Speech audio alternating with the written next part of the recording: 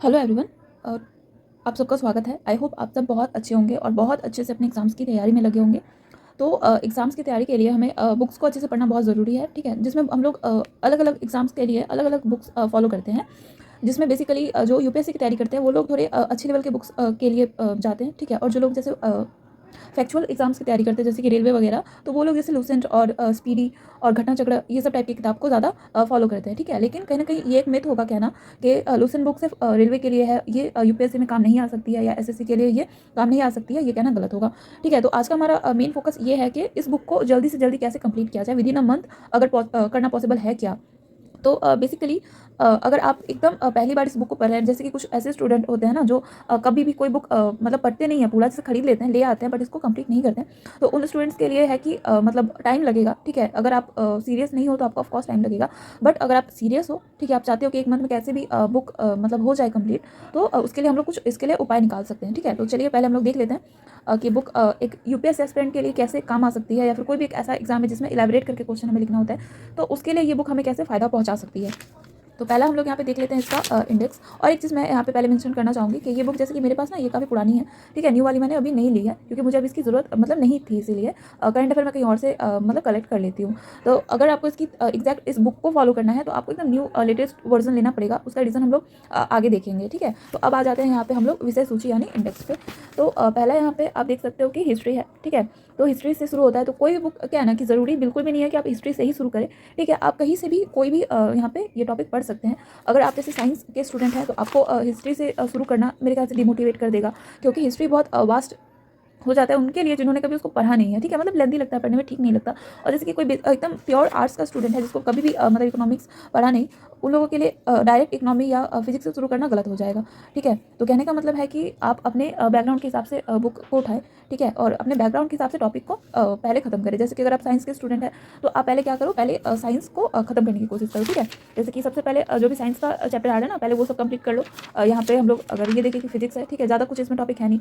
अगर आप यहाँ पे फिजिक्स देखो, अगर अच्छे से आपको दिख रहा हो कैमरे में, तो फिजिक्स में यहाँ पे आप देखो कि ज़्यादा चैप्टर नहीं है। यहाँ पे ये देखो, यहाँ से शुरू हो रहा है, ठीक है? ज़्यादा चैप्टर मैं कह रही हूँ टॉपिक, यहाँ पे ये मतलब 20-21 टॉपिक है, ठीक है? और विविध ये बहुत ज़्यादा इंपॉर्टेंट होता है, ठीक है? विविध आप स्किप नहीं कर सकते हो। अब यहाँ पे ये देखो, अगर आपको कैमरे में दिख रहा हो कि यहाँ पे है ओनली 15 टॉपिक, ठीक है? और इसमें है सिर्फ 14 टॉपिक, ठीक है? रसायन विज्ञान में 15 टॉपिक है और जीव विज्ञान में 14 टॉपिक। तो ये सब स्किप करने लायक इसमें कुछ भी नहीं है, ठीक है? और इसमें ज़्यादा टाइम आपको लगेगा भी नहीं पढ़ने में। और यहाँ पे है विज्ञान एवं प्रौद्योगिकी, मतलब साइंस एंड टेक्नोलॉजी। तो इसमें आप देख रहे हो सिर्फ 3 ही टॉपिक है, ठीक है? तो यहाँ पे जो मैंने आपको बोला था कि बुक आप करंट लेनी है, लेटेस्ट वर्जन लेनी है, उसका सबसे बड़ा रीज़न था यही सब कि अगर आप लेटेस्ट वाला लेते हो ना, तो जो भी यहाँ पे साइंस और टेक्नोलॉजी के जो क्वेश्चन है ना वो आपको एकदम करंट मिलेंगे, ठीक है? और यहाँ पे जैसे खेलकूद है, यहाँ पे आप ये देख लो, खेलकूद है, ये सब में जैसे कि मतलब जो गेम हुआ, कॉमनवेल्थ, ओलंपिक वगैरह इस साल जितने भी हुए हैं ना वो आपको उसमें अपडेटेड मिल जाएंगे, ठीक है? तो इसलिए आपको बिल्कुल अपडेटेड बुक ही लेनी है। और इसमें जैसे कि इस बुक में जो भी मिस्टेक्स होते हैं ना, जब अपडेट होता है ना बुक, तो उसको करेक्ट कर दिया जाता है बुक ओनर के द्वारा, जो भी एडिटर है उनके द्वारा, ठीक है?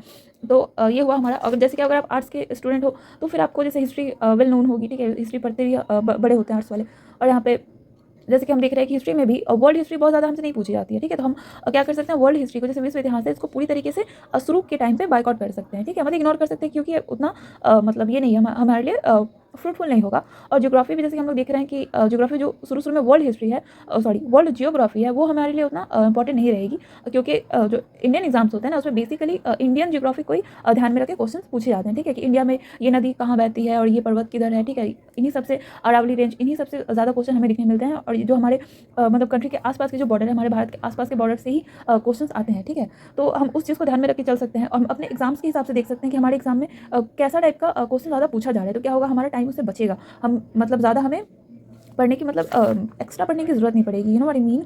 तो आपको क्लियर हो गया होगा। और यहाँ पे आप ये देख रहे हो कि अर्थशास्त्र में यहाँ पे कुछ भी छोड़ने जैसा नहीं है, ठीक है? बट क्या होगा, अगर आप शुरू में ही इकोनॉमी में चले जाओगे ना, तो जैसे शुरू में इकोनॉमी पढ़ना बहुत मतलब ये हो जाता है, मतलब मेरे ख्याल से कि बेवकूफ़ी वाली चीज़ है, क्योंकि अगर आपने कभी इकोनॉमी पढ़ी नहीं है ना तो आपको ये बहुत ज़्यादा लेंदी लगेगा, ठीक है? जैसे कि यहाँ पे देख रहे हो इकोनॉमी स्टार्ट हो रही है हमारी, ठीक है? तो यहाँ से देखो मैंने कैसे क्या किया है कि जब मैंने इसको पहली बार बुक को पढ़ना शुरू किया था ना, तो मैंने सबसे पहले जो मुझे पढ़ना था, मैंने पहले बुक खोला, ठीक है? और बुक खोल के मैंने यहाँ पे पहले टिक आउट किया।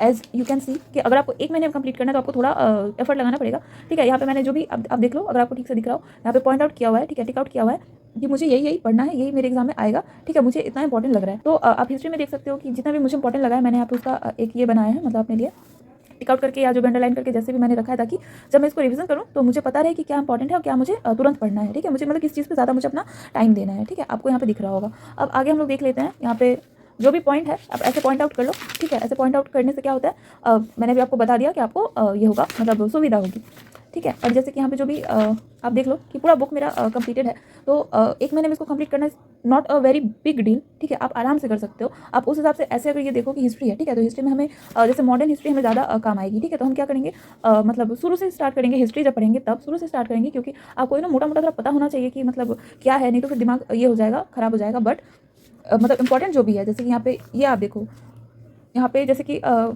पे हम लोग देख रहे हैं जो हमारे ये हुआ था इंडियन नेशनल जो भी मतलब सॉरी इंडियन फ्रीडम स्ट्रगल जो था हमारा, ठीक है, उससे रिलेटेड जो भी क्वेश्चन है वो ऑफकोर्स हमसे पूछे जाते हैं, हम सबको पता है, ठीक है। तो यहाँ पे कितनी सोसाइटीज़ की स्थापना हुई थी, ठीक है, कितनी संस्थाएं थी, यहाँ पे जैसे एक लिस्ट है, तो ऑफकोर्स ये हमारे लिए इंपॉर्टेंट है। तो हम क्या करेंगे, इधर उधर ज़्यादा टाइम ना देके डायरेक्टली इस पर जंप करेंगे और डायरेक्टली इसको पढ़ना शुरू करेंगे, ठीक है। क्योंकि यहाँ पे मतलब ये आपको सामने सामने वन लाइनर दिख रहा है, डायरेक्टली आप मतलब डायरेक्टली अगर इसमें से क्वेश्चन आपका आ जाता है तो आपके 1-2 नंबर तो यहाँ से पक्के ही है, ठीक है। और यहाँ पे अगर मैं यूपीएससी की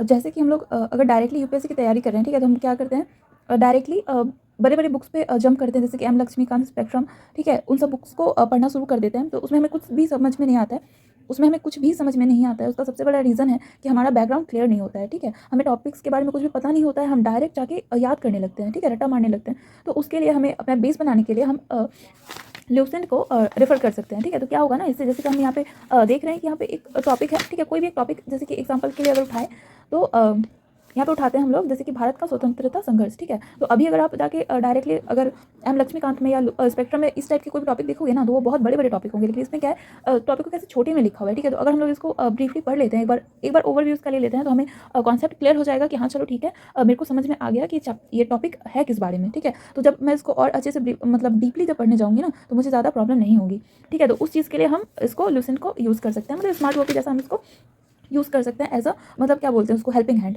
ठीक है। ये बुक उसके लिए बेटर होगी। जैसे कि यहाँ पे आप एक देखो कि यहाँ पे जितने भी वॉइस राइज है या गवर्नर जनरल्स हैं, उनके बारे में यहाँ पे लिस्ट ऐसे करके दिया हुआ है, ठीक है। तो इससे क्या होगा, ये पढ़ने के लिए हमें मतलब ज़्यादा टाइम भी नहीं लगेगा और समझ में भी आ जाएगा, ठीक है। तो इसको जैसे कि मेन यहाँ पे मुद्दा आ जाता है कि इसको 1 महीने में पढ़ना क्या है। तो अब जैसे कि मैं बोल रही हूँ कि बुक में बहुत कुछ अच्छा है, तो सब कुछ भी तो नहीं पढ़ना है ना, बहुत कुछ हमें इसमें से स्किप भी करना है। तो वो जैसे कि शुरू में आप 1 दिन, जैसे कि महीने का 1 दिन आप जब भी आप सोच रहे हो कि आज मैं पढ़ना शुरू कर रहा हूँ और इसके बाद मैं 1 महीने तक पढ़ूंगा इस किताब को या पढ़ूंगी, ठीक है। तो आप क्या करेंगे ना, पहला 1 दिन आप अपना पहले एग्जाम देखेंगे कि मेरा एग्जाम किस चीज़ का है, ठीक है। टॉपिक मतलब उसमें किस टाइप के पूछे जाएंगे, वो रेलवे का है या फिर यूपीएससी का है, मतलब किस टाइप का वो एग्जाम है, ठीक है। उसके बाद आप देखेंगे उसका मतलब question paper, previous year question paper, कि क्वेश्चन पेपर है किस टाइप का मतलब ये एग्जामिनर पूछना चाहता है, क्या क्या वो हमसे आंसर चाहता है, ठीक है। उसके बाद क्या करेंगे, उसके बाद मतलब जो भी आप एक टॉपिक वाइज आप लिख ही लेंगे ना, इतना तो मैं एक्सपेक्ट कर सकती हूँ, ठीक है। कितना हर कोई करता है, वो एक इंपॉर्टेंट नोट कर लेता है। जैसे कि मैं यहाँ पे आपको एक एग्जांपल दिखाऊँ, ये मेरी कॉपी है, तो अगर यहाँ पे लिखा होगा तो मैं आपको दिखा दूँगी। नहीं, यहाँ पे उस टाइप से लिखा हुआ नहीं है, ठीक है। तो मतलब जैसे कि मैंने लिखा है कि क्या क्या आता है, ऐसी वो दूसरी कॉपी है, चलो ठीक है, कोई नहीं, बाद में दिखा दूँगी। अब जैसे कि मैंने यहाँ पे नोट्स बनाए हैं, तो ये मैंने ऐसे ही नहीं बनाए हैं, ये सारे प्रीवियस ईयर नोट्स हैं, ठीक है। ये सब प्रीवियस ईयर से रिलेटेड नोट्स मैंने बनाए हुए हैं, ठीक है। तो उसी तरीके से आप क्या करेंगे, टॉपिक लिख लेंगे, ठीक है। उसके बाद यहाँ पे आके टिक आउट करेंगे कि जैसे कि भारतीय संविधान में मतलब मेरे को पढ़ना है संविधान में किए गए प्रमुख संशोधन, ठीक है। क्योंकि पूछ सकते हैं ना कि आखिरी संशोधन क्या था, या फिर इस टाइप का कुछ भी, ठीक है। अर्थव्यवस्था में से कि गरीबी, राष्ट्रीय आय, ठीक है, मतलब नेशनल इनकम, ये सब, और बजट, ये सब मतलब डायरेक्टली तो उस टाइप का इसमें उतना नहीं दिया रहेगा कि आप यूपीएससी निकाल लो, लेकिन इसमें उतना तो दिया ही रहेगा कि कॉन्सेप्ट क्लियर कर लो। तो मैं इसमें से जैसे कि इकोनॉमी में से मैं कुछ भी नहीं छोड़ूंगी अगर मेरे एग्जाम में इकोनॉमी आ रहा है तो, ठीक है। और जैसे कि संविधान में मैं कुछ नहीं पढ़ूंगी जो भी मुझे ऐसा लगता है कि जैसे ज़्यादा एग्जाम में नहीं पूछा था, जैसे कि असंघीय संसद, ठीक है, ये सब उतना ज़्यादा मेरे ख्याल से मतलब इंपॉर्टेंट नहीं होता है। मैं इसको 1 महीने में मुझे क्योंकि कंप्लीट करना है, तो मैं उसी हिसाब से लेके चलूँगी, ठीक है। I hope I am clear to you, ठीक है, मैं समझा पा रही हूँ आप लोगों को। तो हो गया, क्लियर हो गया, समझ में आ गया। तो क्या करो ना, 1 महीने में जैसे कि हिस्ट्री है, तो हिस्ट्री को आप कोशिश करो कि 4 वीक्स में से, मतलब 1 महीने के 4 वीक्स में से आप जैसे कि आर्ट्स से हो या साइंस से हो या कॉमर्स से हो, उस हिसाब से अपना चूज़ करो सबसे ईजी वाला, और उसको शुरू में लो। जैसे कि साइंस से हो तो साइंस में 1 वीक भी मेरे ख्याल से खर्च करना बहुत हो जाएगा, ठीक है। आप मतलब कुछ दिन ये करो, खर्च करो साइंस के पीछे, ठीक है, और इसको आराम से खत्म कर लो। जैसे कि अगर मैं यहाँ से साइंस को पकड़ूँ, भौतिक विज्ञान मतलब आपका फिजिक्स, केमिस्ट्री एंड बायो, ये 3 हुआ, और चौथा मैं विज्ञान और प्रौद्योगिकी को भी इसी में इंक्लूड करूँगी। तो ये 4 ये हुए आपके सब्जेक्ट हुए, अलग अलग सब्जेक्ट के हिसाब से देखें तो सबको क्या करेंगे ना, 1 वीक में खत्म कर लेंगे, ठीक है, 1 वीक में खत्म कर लेंगे आराम से।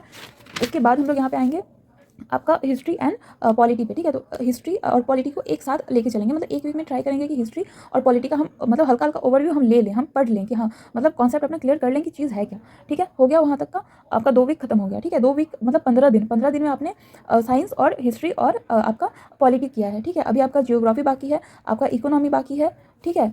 और अभी मतलब 15 दिन के लिए जियोग्राफी, इकोनॉमी और यहाँ पे जो विवेक का सेक्शन रहेगा वो बाकी रहेगा, आपका खेल कूद बाकी रहेगा, कंप्यूटर बाकी रहेगा, ठीक है। तो 15 दिन में से आप मतलब यहाँ पे 2 पेज है, ठीक है। तो आप कितना दिन देंगे कंप्यूटर के लिए? आप मतलब आधा दिन, मेरे ख्याल से 2 पेज पढ़ने में आपको आधा दिन लगना चाहिए, इससे ज़्यादा टाइम आपको नहीं लगना चाहिए, ठीक है, वरना फिर हो जाएगा कल्याण। अब यहाँ पे आप खेलकूद है, खेलकूद में यहाँ पे बहुत कम ये है चैप्टर पेज है, ठीक है। तो अगले आने वाले 15 दिन में से आप 1 वीक में आप ट्राई करेंगे कि आप जियोग्राफी और ये अर्थव्यवस्था यानी इकोनॉमी को हटा लें, ठीक है। तो इकोनॉमी और अर्थव्यवस्था आपने इकोनॉमी और जियोग्राफी आपने तीसरे वीक में खत्म कर लिया है, ठीक है। तो आपका अब लास्ट वीक बचा है। तो लास्ट वीक में हम क्या करेंगे, हम लास्ट वीक में इसको लेके चलेंगे विविध को। विविध में जितने इंपॉर्टेंट हमारे लिए ये होंगे मतलब टॉपिक होंगे, हम उन्हीं को पढ़ेंगे, सारा पढ़ने नहीं बैठ जाएंगे, ठीक है। हम यहाँ पे छांट लेंगे कि अब क्या मेरे लिए इंपॉर्टेंट है, क्या मेरे लिए इंपॉर्टेंट नहीं है, ठीक है। जैसे कि महत्वपूर्ण राष्ट्रीय अंतर्राष्ट्रीय दिवस, ठीक है, डेज हमेशा इंपॉर्टेंट होती हैं हमेशा, ठीक है। तो इसको एकदम लाइट ही नहीं ले सकते। पेन मेरा चलता है, अभी नहीं चल रहा है, हाँ ठीक है। तो हो गया जो भी है, ठीक है। और ये जैसे कि भारत रत्न से संबंधित व्यक्ति, तो अप टू डेटेड बुक में रहेगा, तो सारा अप टू डेटेड रहेगा, तो आपको पढ़ना ही है एनी हाउ, ठीक है। उसके बाद ये खेल कूद रहेगा, तो आप लास्ट के 1 वीक में आराम से विविध का, खेल कूद का और कंप्यूटर का आराम से पढ़ के निपटा लेंगे, ठीक है। तो आपका 1 महीने में ये बुक आराम से कंप्लीट हो जाएगा, ठीक है। समझ में आ गया क्या मैंने बताया? और उसके साथ अगर जैसे कि आपको चाहिए, अगर आप थोड़े से ज़्यादा मतलब ये हो मतलब अच्छे टाइप के, क्या मैं बोलूँ अब, जैसे अगर आप थोड़े से ज़्यादा मतलब सीरियस हो अपने एग्जाम के लिए, तो मैं आपको एक छोटा सा टिप देना चाहूँगी कि ज़्यादा नोट्स बनाने के लिए मत बैठ जाओ, ठीक है। मतलब नोट्स क्या, एक जैसे कि लिया अलग से लिख रहे हैं, अलग से करें, तो वो कहीं ना कहीं ना झूठ मूठ का टाइम कंज्यूमिंग होता है। आप मतलब स्मार्ट वर्क कीजिए, कोई ज़रूरी नहीं है कि आपको जैसे कि अलग से बुक छापना है, एक बुक पढ़ के दूसरा बुक छापना है, ऐसा कुछ भी नहीं है। आप क्या करो, जैसे मैंने यहाँ पे लिखा है, मुझे जो इंपॉर्टेंट लगता है मैं साइड बाय साइड लिखते चली जाती हूँ, ठीक है। तो क्या होता है, जैसे कि जब मैं ये बुक अभी पढ़ने बैठूंगी ना, तो मुझे कोई अलग किसी बैकअप कॉपी की जरूरत नहीं पड़ेगी, ठीक है। मैं बस ये बुक पढ़ के मेरा इनफ हो जाएगा, ठीक है। समझ में आ रहा है आप लोगों को क्या कह रही हूँ मैं? तो चलो ठीक है, तो फिलहाल इतना ही रहने देते हैं, ठीक है। ज़्यादा मतलब ये करके फ़ायदा नहीं है, ठीक है। तो ये उन लोगों के लिए था जिन लोगों ने ये बुक कभी पढ़ी नहीं, ठीक है, जिन लोगों के लिए पहली बार था। तो अब नेक्स्ट पार्ट मैं बनाऊंगी उन लोगों के लिए जिन्होंने इस बुक को एक बार पहले से पढ़ रखा है, फिर जिनको पता है कि इस बुक में क्या टाइप के टॉपिक्स हैं, ठीक है। तो अगला वीडियो अगर आप देखना चाहते हैं, please welcome, okay. So thank you in advance, और अगले वीडियोज़ देखने के लिए, एंड थैंक यू ये वीडियो देखने के लिए पूरा, ठीक है। Thank you so much. अगले वीडियो में मिलते हैं, तब तक के लिए बेस्ट ऑफ लक।